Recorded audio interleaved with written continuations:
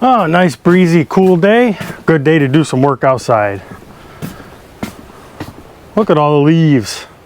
I guess I got some work to do. But not today. Hey everyone, my name is Matt and welcome back to the farm. You hear that big sigh of relief? Well, there's a big reason for that. These pasture boxes are empty. Over this past weekend, Stacy, Logan, and I butchered the last of the broiler chickens that were here on the farm. There was 73 total. It took us 10 man hours between the three of us, and we're really glad to have it done. We ended up partsing out about a quarter of those, and then the rest of them ended up as whole birds in a freezer.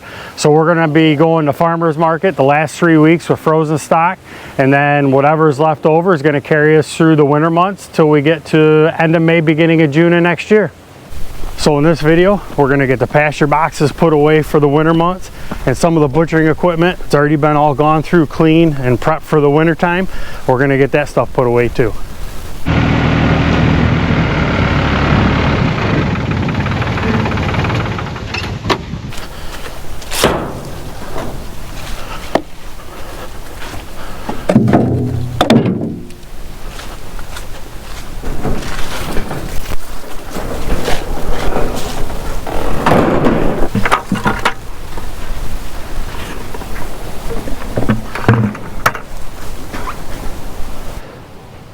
This is a Plasan brand drinker. I ordered this from Hogslat last year. This one's been a good one. The drinker and the other pasture box I ordered from Hogslat, but when it came, it was in a no-name box, and it's not a Plasan drinker. I don't know what it is, but it definitely did not hold up compared to this one. So the other one is going to get thrown in the garbage.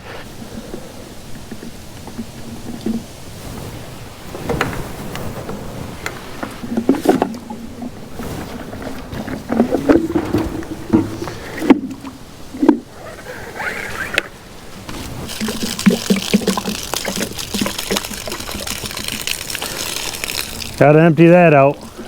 Got water in it, and it won't be any good if it cracks and freezes. So these are the two drinkers. They're supposed to be the same, but as you can see, they're definitely not. This one on the left is the original Plasan drinker that I ordered over a year ago. That one has been a good one. This is the bell assembly that goes with it. This one on the right is the knockoff, whatever they sent me. It's not the Plasan drinker, even though I ordered the Plasan drinker.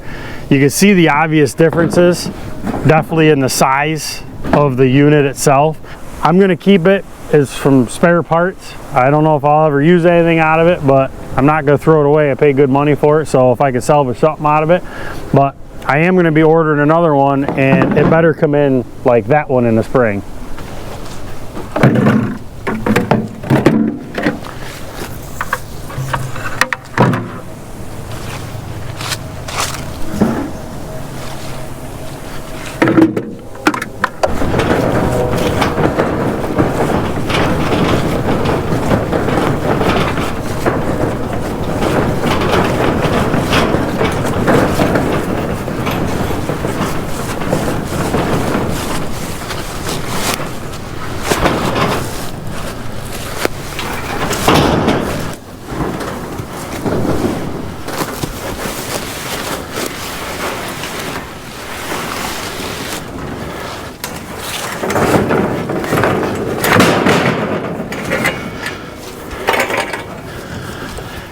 And we'll leave this under here, out of the weather and for safekeeping until next season.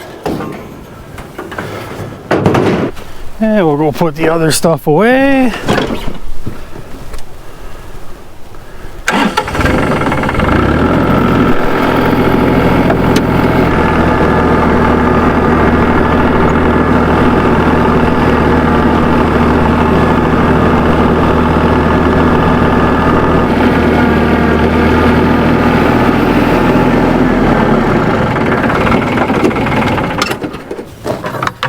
Let's see how much of this I can grab in one shot.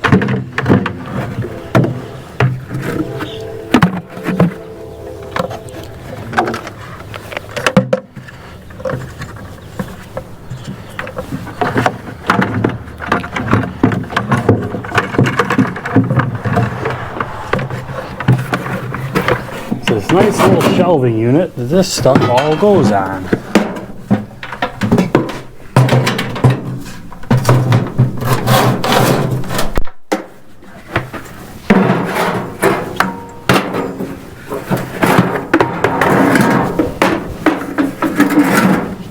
There.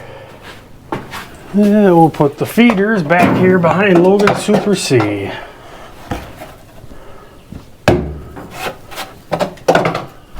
So a friend of mine that I got ear corn from the last time called me up and said he had some ear corn left in the crib and they really want to get it emptied out because they're going to start picking corn this week. So Stacy and I hooked up the dump trailer and we went over there last night and we got a nice hefty load of ear corn here.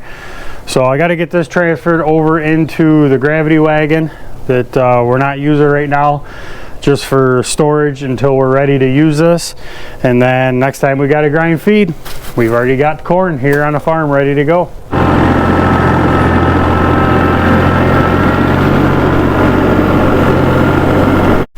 I don't know who left this 1720 in my way, but could have picked a little better of a spot. Oh wait, that was me. That tractor's still here because I called my friend, tell him it was done. And he asked me, he says, how about we put a block heater on it? And how about we put a new battery in it? I said, okay. So he's trying to order a block heater for it. I'll get this out of my way. I'm gonna need this later.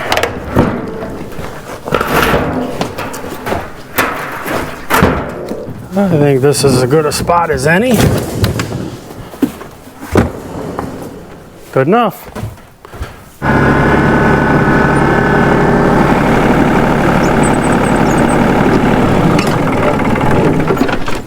So I'm going to tell you a quick story about this set of homemade pallet forks here.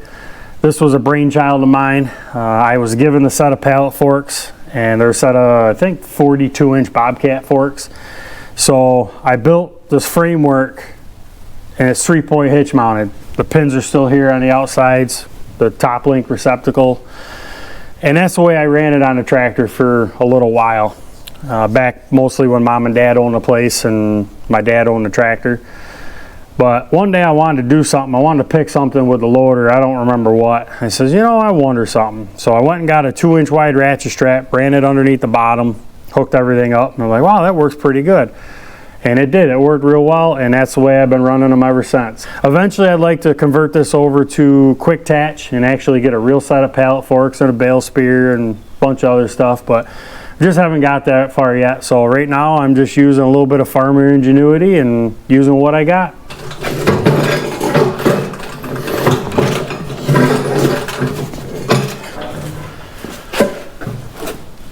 And the board I brought down from up back.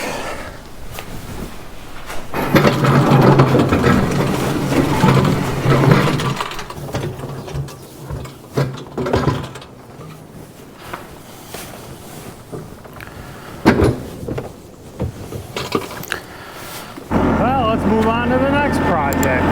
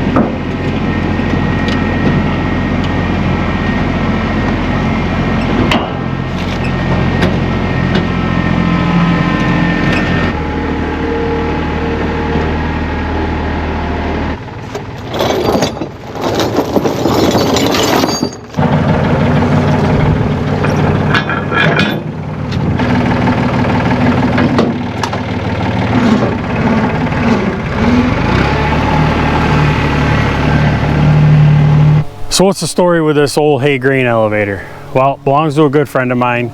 About 5 years ago, he let me borrow it when we were putting a lot more small squares in the old 2-story farm barn. Since we converted to round bales, we found it's just as easy to pull the wagon in on the barn floor, offload them and stack them that way. So we haven't used it. It's just been kicking around here on the farm, getting moved around as it becomes in the way. Well, he called me up the other day and asked me if I was still using it. I said, nope, not using it, haven't used it in 3 years. So he asked me if I minded about bringing it back, because he has a possible use for it, putting ear corn in a corn crib. I said, absolutely not, I'll load it up and bring it over to you. So we're gonna do that tomorrow, take this over to him tomorrow, but I had some time today to get it loaded up, so worked out well. All right, so how am I gonna strap this thing down? Let's try this.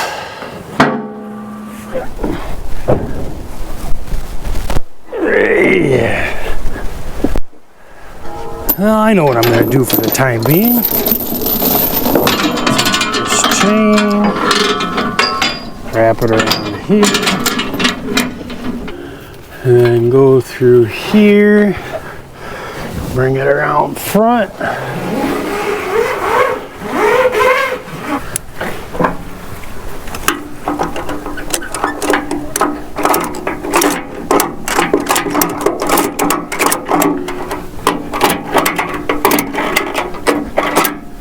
That's good enough for now. We'll take care of the slack later.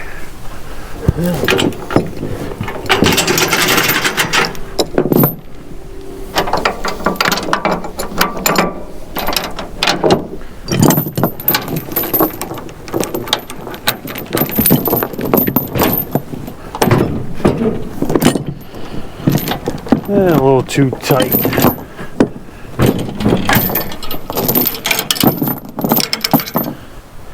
There.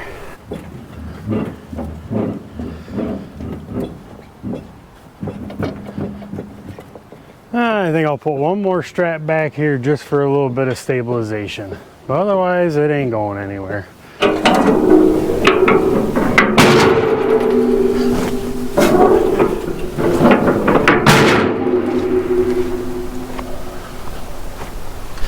We had this old recycle bin covering up the 110 volt motor that runs this, and then I also took the drive belt off that was hanging. I'm going to put that all in the back of the truck so we don't lose it.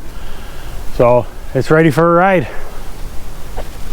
Well, I got some good news.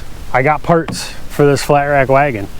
I was able to acquire a clevis from our local farm and feed store. They had one in stock. I was kind of surprised because trying to find one anywhere else was almost impossible, and even finding something online was kind of like pulling teeth. But we're gonna get back on this. When I go to my buddy's tomorrow, I got to use his MIG welder. I don't have a welder here. I used to have a stick welder, but I kind of burned that up a year or so ago now, I think. So right now I'm kind of welderless. So I'm gonna borrow his welder to weld up the cracks on the spindle. Then we'll be able to put this thing back together and get this checked off the list. I'm really glad to be done with broiler chickens, as I said earlier in the video. It was a good year. We learned a lot, but it's definitely a time commitment between butchering every week, virtually every week, going to farmer's market every week. We sat down and figured it out, and we went to farmer's market about half the year. Every Saturday morning from 8 to noon, we were there, except one when Stacy and I got married this past August. But we enjoyed it. We met a lot of great people and generated a lot of customers. And we just look forward to being able to supply those customers throughout the winter months with our freezer stock. So with that being said, there are a few things that we're going to change, I think, for next year. We're not going to add probably any markets or even amount of birds. I think we did roughly 300 birds this year, but we're not going to change anything like that. We're going to change some of the fundamentals on how we raise the birds. We want to fine tune some of that before we up the ante a little bit and get more birds and go to another farmer's market. So that's what we got going on next year, I think, as far as the broiler chickens go. And probably come May, I'll be looking forward to doing broiler chickens, but for right now, I'm glad that we don't have to do broiler chickens.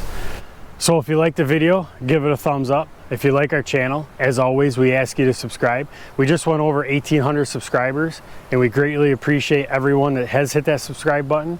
If you haven't and you like what you see, hit that button in the lower right-hand corner of your screen. We greatly appreciate it. We hope you have a great rest of your day. We'll see you next time.